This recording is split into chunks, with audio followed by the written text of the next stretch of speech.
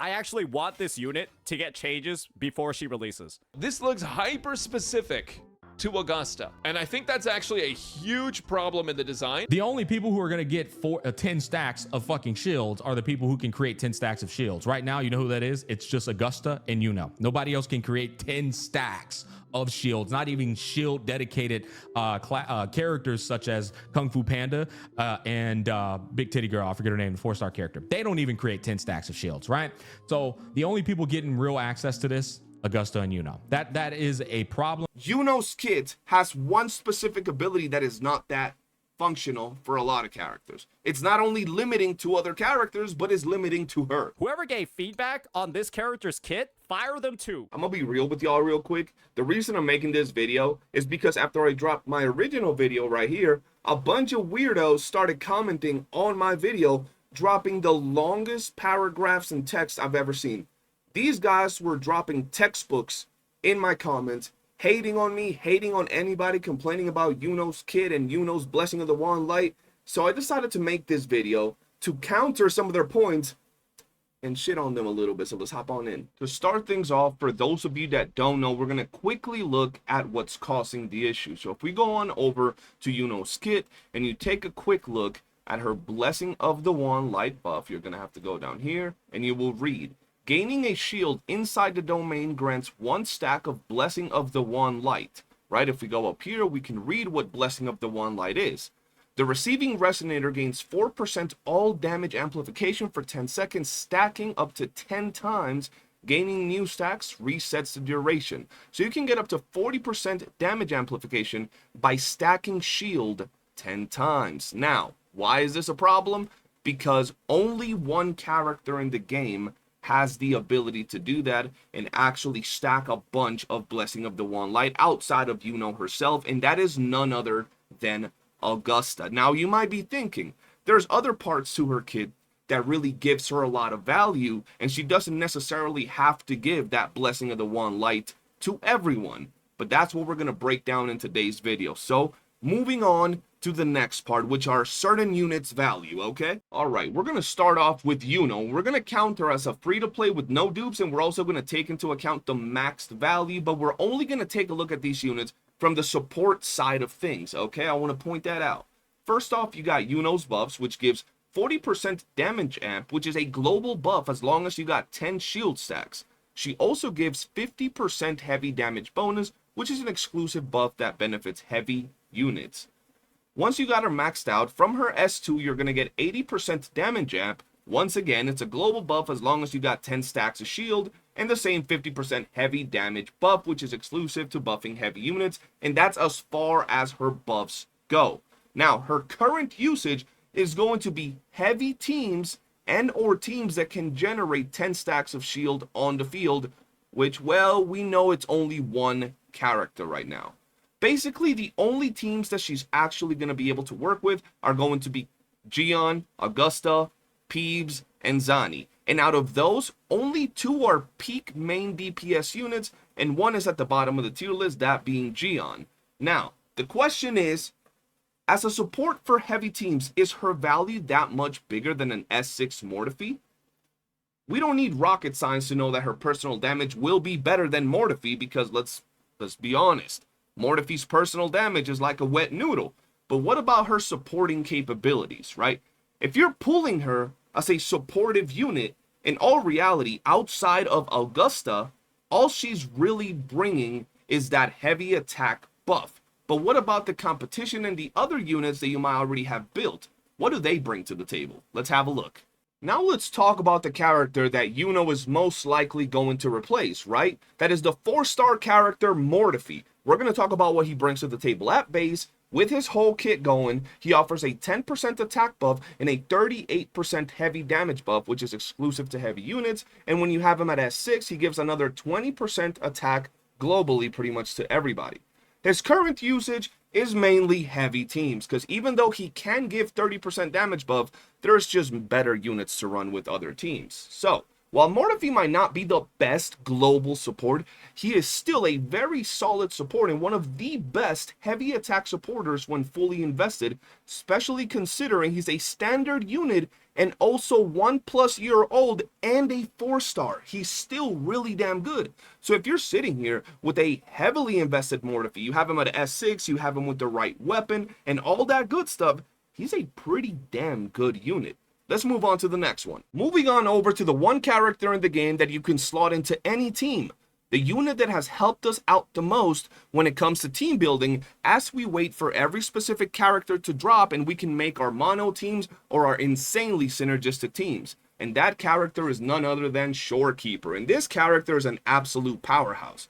When it comes to his base buffs, it gives you 12.5% crit rate, 25% crit damage, 15% damage amp, and 14% attack, all global.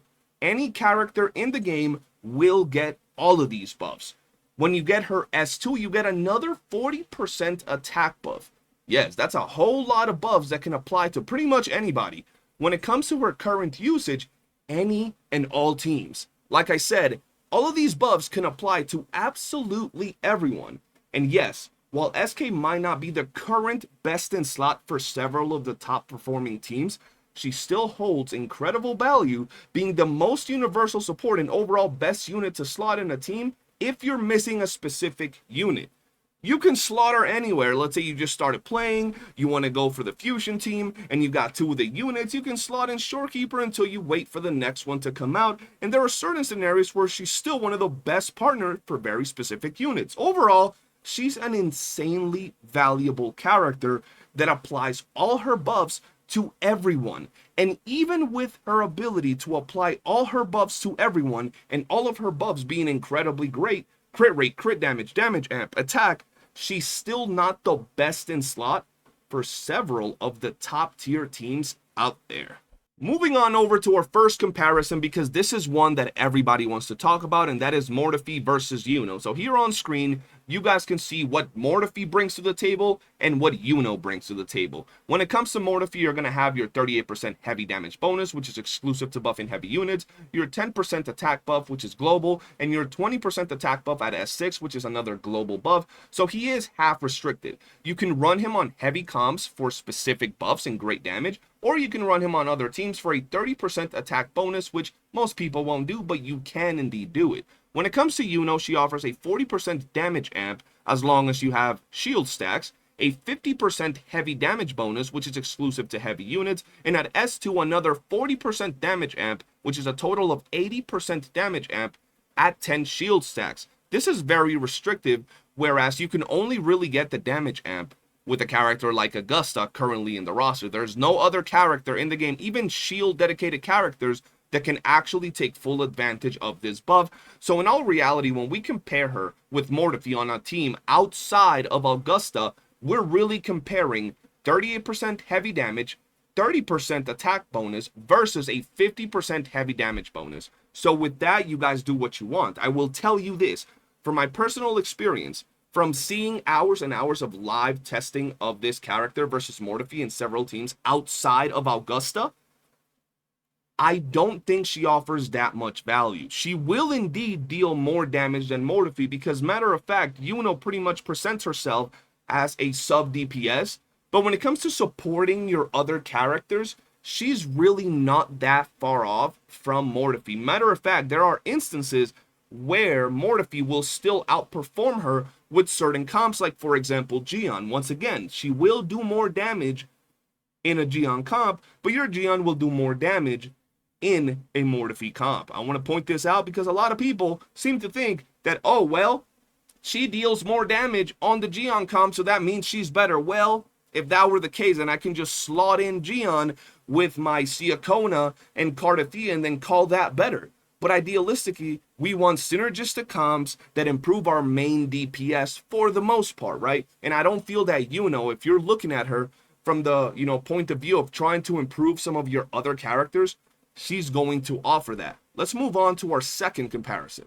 For this one, we're going to compare Shorekeeper versus Yuno. And now the main reason I want to do this is because there were people in my comments and people just yapping, talking about how Yuno could not be given more universal buffs. They cannot make her Blessing of the Wand Light universal because she's already insanely synergistic with so many units in the game. She has so many characters that she's supporting and buffing that if they gave her the ability to give that damage amp to everybody, she would just pretty much break the game. So here we have Shorekeeper providing us with 12.5 crit rate, 25 crit damage, 15% damage amp, and 14% attack, and at S2, 40% attack, and all of these buffs are global. When it comes to Yuno, she has a 40% damage amp as long as you got 10 shield stacks, 50% heavy damage exclusive to heavy units, another 40% damage amp at S2, which you can only get at 10 stacks with a shielding unit like Augusta, so she's extremely restrictive. So I don't know where the mentality that she would power creep Shorekeeper as is coming from. Maybe if they gave her damage amp and the ability to actually give this to everybody, she would see more value. But the difference is that most people would only be able to take advantage of the damage amp buff and not that heavy buff unless they're heavy attackers. If they're heavy attackers, they're getting some really juicy buffs with the damage amp and the heavy damage. But this brings us to our next subject. Let's talk about it. Our next and final subject is going to be comparing Yuno to a lot of other characters in the game that are either supports, sub DPSs, or anywhere in between. We're not going to talk about Mortefi anymore, and we're not going to talk about Shorekeeper. We're bringing 3 entirely new characters. Now, the reason I'm doing this is because, once again, some people out there kept yapping and saying that Yuno has so many teams and so many characters that she's going to be able to buff and synergize with, that if they gave her any more into her kit and allowed her to give other characters Blessing of the Wand Light, it would just break the game because she synergizes with so many characters already. So let's talk about it, guys. First off, we have Cantarella. Her kit offers Havoc damage, skill damage, and coordinated attacks. She can be used in any Havoc teams, skill damage teams, or coordinated damage teams. She can support units like Ling Yang, Jinshi, Frolova, Carlotta, Shangli, Shishia, Camellia, Rosha, and Dan Jin. That's a total of 9 characters, ladies and gentlemen. That's a whole lot of characters that you can slot Cantarella with. And while yes, she might not be the best teammate with some of these characters, the fact is that a part of her kit can still buff them, can still support them. So if you don't have any other options and you have, some of these characters, you can slot them together and still get some synergy going. Then we have GACHA, and I want to point out, ever since this game released over a year plus ago, they've only released 1 limited banner Glacio DPS. I want to point that out, just 1.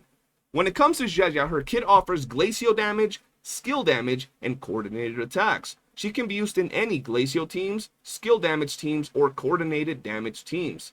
She currently can support Ling Yang, Jinshi, Frolova, Carlotta, Shangli, and Shishia for a total of 6 characters that you can pair her up with. And just like Cantarella, some of these ain't really the best pairings, but they can work nonetheless because a part of her kit still buffs them. Then we have Brent. His kit offers even less than the other 2. Fusion damage and skill damage. He can be used in any fusion teams and in skill damage teams. He can currently support Ling Yang, Jinshi, Frolova, Carlotta, Shangli, Shishia, Lupa, and Encore for a total of 8 characters that Brent could have some synergy with. And now let's move on to the last one, the ones that some of you guys said has so much synergy with so many characters out there. Now, Yuno's kit offers heavy damage and damage amp in shield stacking teams, of course. She can be used in only heavy teams, literally only heavy teams, and in teams that stack shield, which for now it's only Augusta. For now, right? Now, the units that she can support: Augusta, Zani, Xian, and Rosha. And that's literally it. And I threw Rosha in there just to give her an extra one. That's 4 units in the entire game that she truly has synergy with.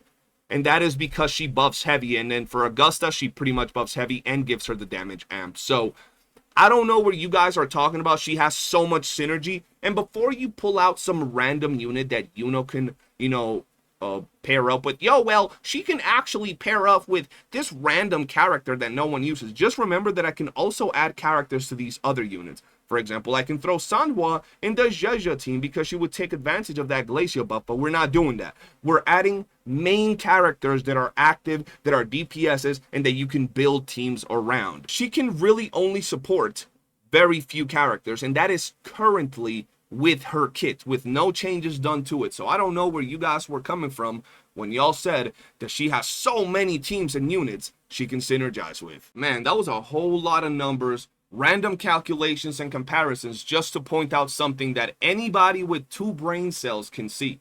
Now, the reason I wanted to make this video, even though I already made one, is simply because people still seem to defend and argue and get mad that any of us are bringing this up.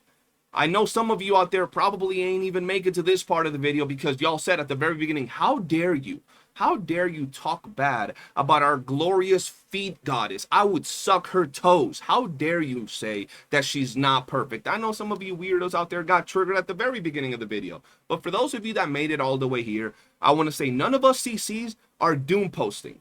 Most of us are actively saying that the character is going to be good. Yuno is going to be good. I've seen her firsthand, and I gotta be honest, her damage is amazing, right? Her support when paired up with a character like Augusta is pretty damn good, and her sub DPS damage when paired up with another character is also pretty damn nice. But I just want to make sure you guys are aware of how specific and limited her kit is. How this particular unit has so much potential to offer, but they're pretty much locking it behind a very specific mechanic that is not like a broad mechanic. It's not like they're blocking this Blessing of the Wand Light behind a character that can take advantage of, like, I don't know, Spectral Frazzle, because we know there's going to be more Spectral Frazzle units. They're locking it behind a mechanic that is very specific to one unit, and I don't really see many characters dropping that can auto-generate their own shields constantly while on the field, because let's be honest, that shield mechanic that Augusta has is absolute trash. It's just there specifically to trigger her Echo Set and to synergize with Yuno. Like, they made both of them units at the same time. Yuno and Augusta stay sistering every night so they can get their buffs and the Blessing of the One Light active. That's why they did it. So once again, we're not doom posting. We're not out here trying to say, yo, Yuno sucks, don't pull her. We're trying to say, keep in mind why you're gonna pull her, what teams you're going to slot her in, and overall maybe talk about this a little bit, because I feel that Kuro can improve her kit quite a bit. She's not really going to be this unit that just absolutely breaks the game. And before I end it, because I just don't like yapping and pointing out the negatives, I'm going to provide what I believe can be some solutions. Are they going to be the best solutions? I don't know, but they're going to be some solutions. First off, they can introduce a 2-piece Echo Set. Yes, a 2-piece. Currently, they've been giving us a lot of 3-piece Echo Sets, right? So they can introduce another 2-piece Echo Set that gives like 5% attack or 5% elemental damage bonus and a shield, just like Augusta.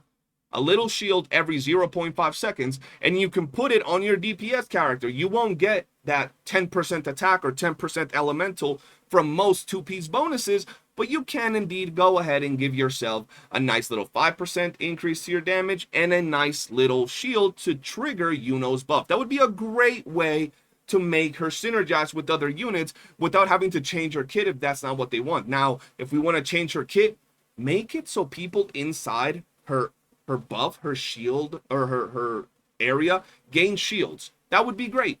Give them a shield every 0.5 seconds, and that's it. Just enough to trigger the Blessing of the One Light, or simply take off the shield requirement for it, which I don't think they'll do because that takes off the synergy with Augusta, and make it so every 0.5 seconds, they stack the buff. Now, I don't think that one's going to happen, but at the end of the day, I'm just throwing ideas. If you guys got some ideas as to how they can go about changing this Blessing of the One Light, let me know in the comments section below. And yeah, that's going to be it for this video, guys. I hope some people out there aren't weirdos and get triggered as much as the last one. I went about my way and made a bunch of explanations showing, you know, what she really brings to the table, compared her with other characters and all that good stuff. But at the end of the day, yap is yap. Liking the video is liking the video, and it gives you good luck. That's going to be it. Peace.